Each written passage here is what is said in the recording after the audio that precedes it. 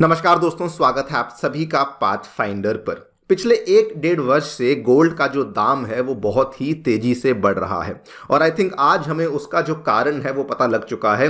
Because दुनिया भर के जो सेंट्रल बैंक्स हैं, अलग अलग देशों के जो सेंट्रल बैंक्स हैं, जैसे भारत में आरबीआई है, वो दोस्तों बड़ी ही तेजी से गोल्ड की खरीद कर रहे हैं। और आज आप देखेंगे तो उसी गोल्ड रिजर्व्स की जो रैंकिंग है वो फाइनली रिलीज कर दी गई है। यहां पर आप देख पाएंगे कि ये वाली जो रैंकिंग है जिसमें पता लगा है कि भारत के पास जो गोल्ड के भंडार हैं वो अब सऊदी अरेबिया और यूके जैसे देशों से भी ज़्यादा भंडार देखने को मिल जाते हैं। ये वाली जो लिस्ट है ये आज ही 18 जनवरी को रिलीज करी गई है। इसी पर्टिकुलर गोल्ड रैंकिंग के बारे में बात करेंगे। भारत के पास कितने भंडार हैं वो भी आज डिस्कस करेंगे एंड क्यों आखिरकार सडनली इतना ज़्यादा खरीद हमारे आरबीआई के द्वारा किया गया है, इसको भी समझने का प्रयास किया जाएगा। आइए शुरू करते हैं दोस्तों मेरे साथ। मेरा नाम है अनिरुद्ध। यदि आप लोग हमें फॉलो करना चाहते हैं, हमारे लेक्चर्स के अपडेट्स को प्राप्त करना चाहते हैं, तो यहाँ पर दिए गए टेलीग्राम चैनल्स के माध्यम से आप ऐसा कर सकते हैं। ये दोनों ही चैनल्स एक्टिव हैं, आप चाहते हैं तो दोनों पे ही जाकर के अपने आप को एनरोल कर सकते हैं। ऑल्सो आगे बढ़ने से पहले बताना चाहूंगा कि अब अनअकैडमी के जो ऑफलाइन सेंटर्स हैं वो नई दिल्ली में, करोलबाग में एवं मुखर्जी नगर में आ चुके हैं। मतलब कि अगर आप अपनी तैयारी इंग्लिश मीडियम में या फिर प्योर हिंदी मीडियम में करना चाहते हैं तो दोनों तरह के ऑप्शंस अब आपके पास अवेलेबल हो चुके हैं।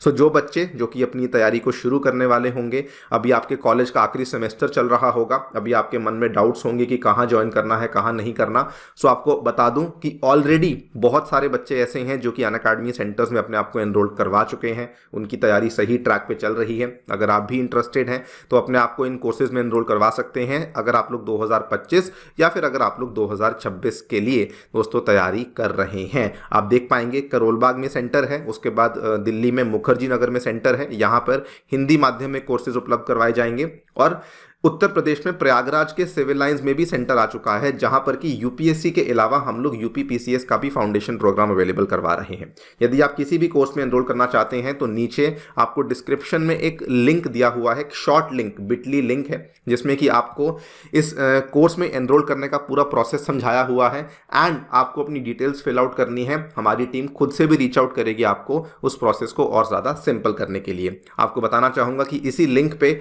आपको बहुत सारे जो नोट्स हैं वो अवेलेबल करवाए जाते हैं, बहुत सारा मटेरियल अवेलेबल करवाया जाता है। यानी कि अगर आप लोग देखना चाहते हैं कि बिफोर गेटिंग इनटू यूपीएससी की एग्जैक्टली आप लोग यहाँ पे आपको क्या कुछ पढ़ना होगा, क्या क्या सिलेबस है, तो वो सारी चीज़ें आपको वहीं पे अवेलेबल करवाई गई हैं। इसलिए इस लिंक को जाकर के एक्सप्लोर करना बिल्कुल ना भूलिएगा। All right, coming to the news. So gold reserves की जो रैंकिंग है वो रिलीज कर दी गई है। सबसे पहले बताना चाहूँगा कि ये जो रैंकिंग है ये वर्ल्ड गोल्ड काउंसिल के द्वारा रिलीज करी जाती है। ये कोई अंतर सरकारी संगठन नहीं है, ये बेसिकली एक मार्केट ऑर्गेनाइजेशन है जो कि गोल्ड इंडस्ट्री को लेकर हर तरह का डेटा पेश करती है। फिर भले वो गोल्ड की माइनिंग का डेटा हो, इन्वेस्टमेंट का डेटा हो, किस कंट्री के पास कितना गोल्ड है, कहाँ कहाँ पे गोल्ड को लेकर ट्रांजैक्शंस हो रही हैं, वो सारी की सारी चीज़ें वर्ल्ड गोल्ड काउंसिल के द्वारा यहाँ पे ट्रैक करी जाती हैं। ये वाली जो संस्था है इसका मुख्यालय हमें यूके में लंदन में देखने को मिलता है। According to the World Gold Council, India has emerged as the country having the 9th largest gold reserves in the world. Directly coming to the list, आपको लिस्ट दिखा देता हूं।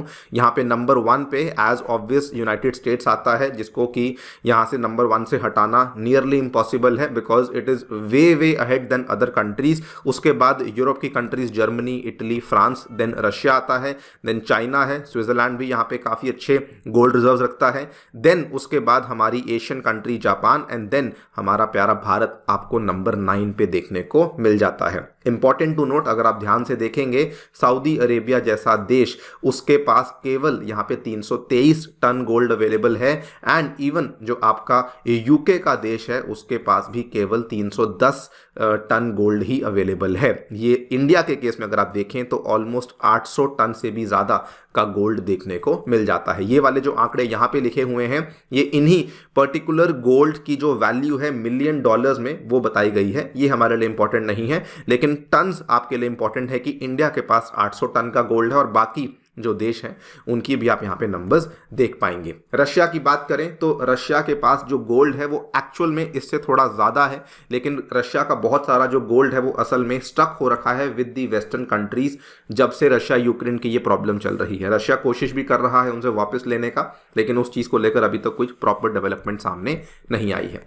खैर, सो इंडिया ने क्या अपनी गोल्ड होल्डिंग्स को recently increase किया है? Answer is yes. अगर आप देखेंगे तो इसी वित्तीय वर्ष की जो दूसरी तिमाही थी, मतलब कि अप्रैल मई जून के बाद जो जुलाई अगस्त सितंबर की तिमाही आती है, केवल उस एक क्वार्टर में हमारे आरबीआई के द्वारा 9 टन्स ऑफ गोल्ड को परचेज किया गया था।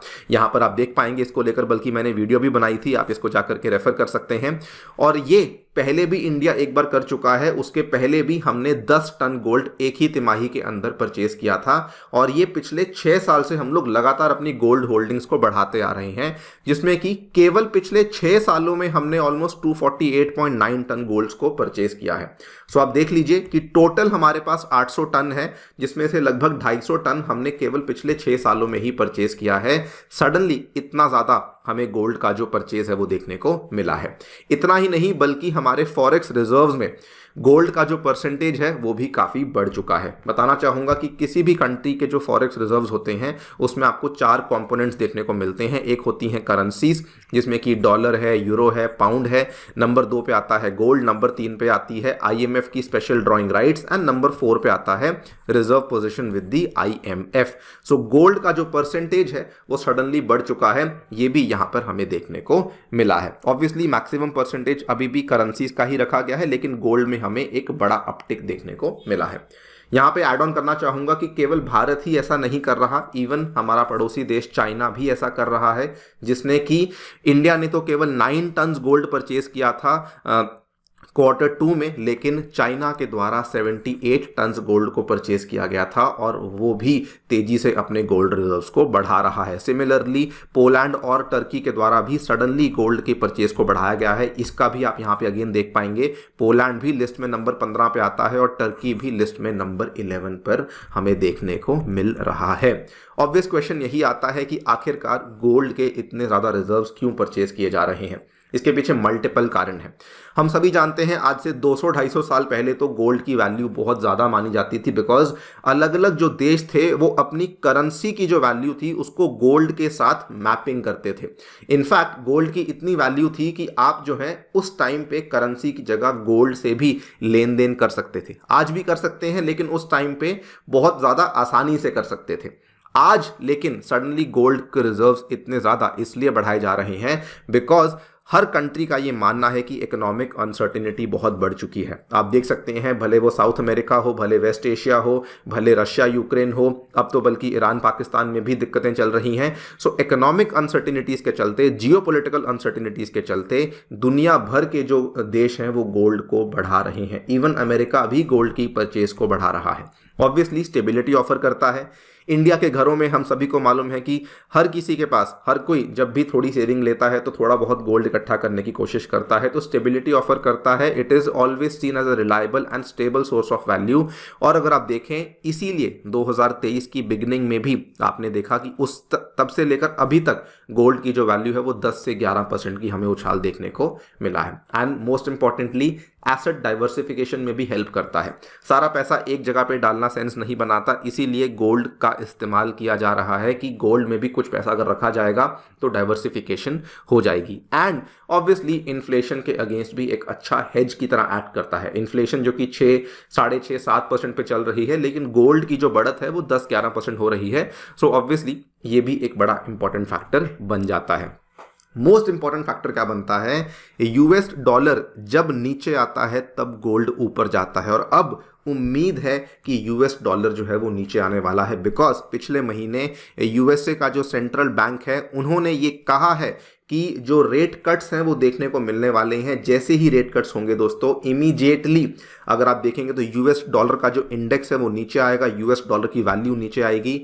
उस टाइम पे गोल्ड की वैल्यू बढ़ने वाली है। ये भी एक बड़ा कारण है कि अलग अलग देश जो हैं अग्रेसिवली गोल्ड को परचेज कर रहे हैं। सो वी होप कि इसका फायदा भारत को भी मिले। बाकी आपकी क्या राय है हमें हमें डेफिनेटली बताएं कमेंट सेक्शन में। Before I end the session बताना चाहूँगा हमारे सेंटर्स पे दोस्तों free demo classes, 1-on-1 mentorship, magazine, library, wifi access जैसी चीज़ें अवेलेबल होती हैं। इनको विजिट करना बिल्कुल ना भूलिएगा। Thank you so much for listening, stay tuned and stay safe.